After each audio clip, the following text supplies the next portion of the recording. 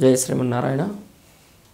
నీటి గుంటలు అసలు ఎక్కడెక్కడ ఉండాలి, ఎక్కడెక్కడ ఉండకూడదు, వీటి గురించి చాలా సందేహాలు ఉంటాయి. కొంతమంది అంటుంటారు గేట్ ఎదురుగుండా గుంట ఉండకూడదు, సింహద్వారం ఎదురుగుండా గుంట ఉండకూడదు. ఏది కరెక్ట్ ఈ రెండిట్లో అంటే, సింహద్వారం ఎదురుగుండా గుంట ఉండటం అనేది కరెక్ట్ కాదు. ఈ ప్రహరీ గేట్లు ఎదురుగుండా గుంట ఉన్న ఇబ్బంది లేదు. ఇక్కడ మనం ఇమేజ్ తీసుకుంటే మేము ఇటీవలనే చేయించాము ఈ పని, మంచి ఫలితం 21 రోజుల్లో వచ్చింది వాళ్ళకి. కరెక్ట్గా ప్రహరీ గేట్ కనబడుతూ ఉంటుంది అక్కడ ఈశాన్య భాగంలో.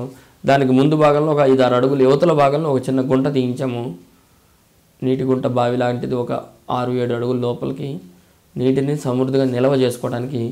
అది మొదలుపెట్టి గుంట తీశాడు ఈశాన్యంలో. కరెక్ట్గా 21 రోజులకల్లా రిజల్ట్ వచ్చేసింది. ఆ ప్రహరీకి ఎదురుగుండా ఉండేటువంటి, ఆ గేటుకి ఎదురుగుండా ఉండేటువంటి గుంట అనేది బలం ఉంటుంది. కానీ ఇదే గుంట తీసుకొచ్చి సింహద్వారం ముందు పెట్టకూడదు. యాక్చువల్గా ఈయనకి ఇంతకుముందు సింహద్వారం ఎదురుగుండా గుంట ఉంది అక్కడ, అది తీసి ఇక్కడ పెడుతున్నాం.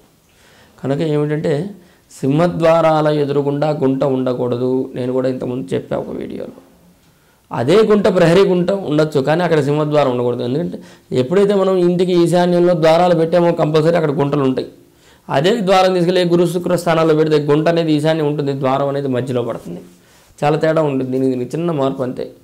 మనం పూర్వ పద్ధతిలో వాస్తు సశాస్త్రీయంగా ఉండే విధంగా గుంటని, ఆ యొక్క ద్వారాన్ని బలంగా చేర్పడితే ఇక్కడ ప్రహరీకి ఉండే ఈశాన్యం గుంట అనేది ద్వారం ఎదురుగుండా రాదు. కనుక ఇంటి గోడకు కాకుండా ఇంటి గేటుకు కాకుండా ఇంటి గేటు ఎదురుగుండా ఉండాలి. ఉండొచ్చు, ఫలితాలు బాగుంటాయి, దానివల్ల ఇబ్బంది కలగదు. గుంట మీద కూడా నడిచి బయటికి వెళ్తున్నాం కదా, అది కాదు మనకు లెక్క. అసలు సింహద్వారం నుంచి బయటికి వెళ్ళేటప్పుడు మనకు గుంట ఉందా లేదా.